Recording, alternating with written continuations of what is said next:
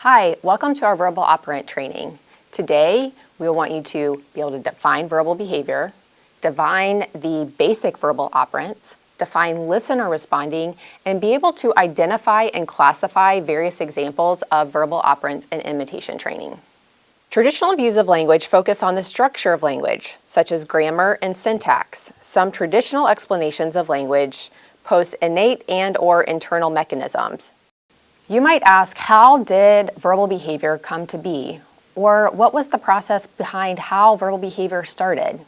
Well, back in 1934, Skinner was invited to a dinner at the Harvard Society for Fellows. Next to him was seated Alfred Whitehead. Now, Alfred Whitehead said that human behavior was very important and he thought that it had a lot of value.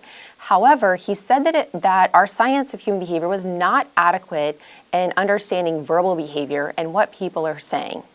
So he said to Skinner, I want you to explain this statement. There is no black scorpion falling upon this table. So what did Skinner do? He took that as a challenge. The next morning he woke up and started his interpretation of verbal behavior. 23 years later, he published Verbal Behavior in 1957. Now that you understand how verbal behavior came to be, you might ask, what is verbal behavior? Well, it requires two components. It requires a speaker and a listener, and verbal behavior is reinforced through the mediation of other people.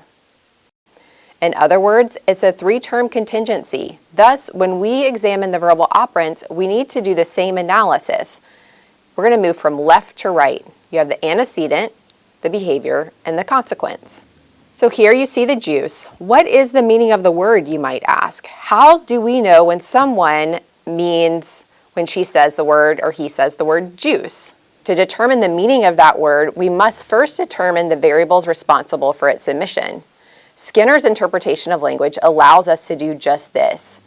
We're not able to tell the function by form alone. For example, when you hear someone say juice, how do you determine what he or she means? Well, just based on that information, you can't. So this leads us to talk about verbal operants and how we classify language. First is the mand. In layman's terms, the mand means asking or requesting for items, actions, attention, or even information. So in the slide you see our antecedent is an establishing operation plus the presence of the audience, and that evokes verbal behavior, and the verbal behavior can be a vocal verbal response, it could be a sign, or it could be handing a peck to someone.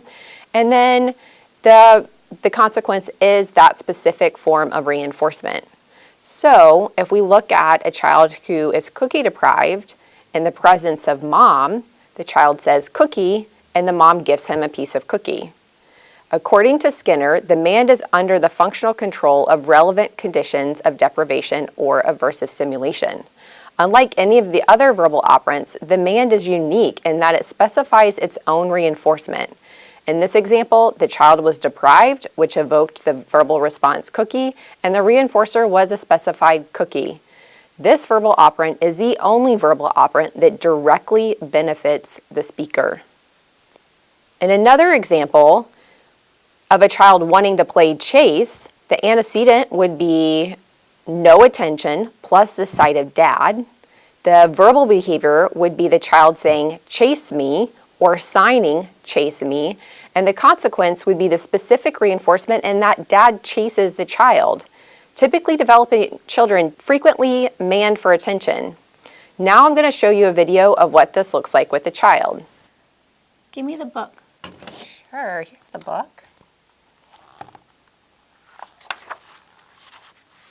Oh, it's Sam. He doesn't like green eggs and ham. Let me take it. Oh. Lion.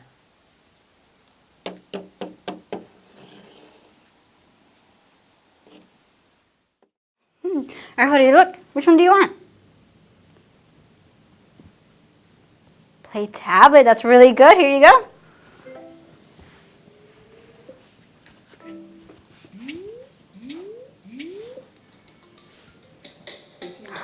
Whoa.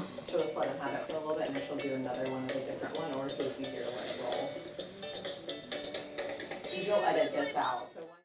That one? Oh, where'd it go? Play tablet? That was awesome, dude! It's raining. It's raining.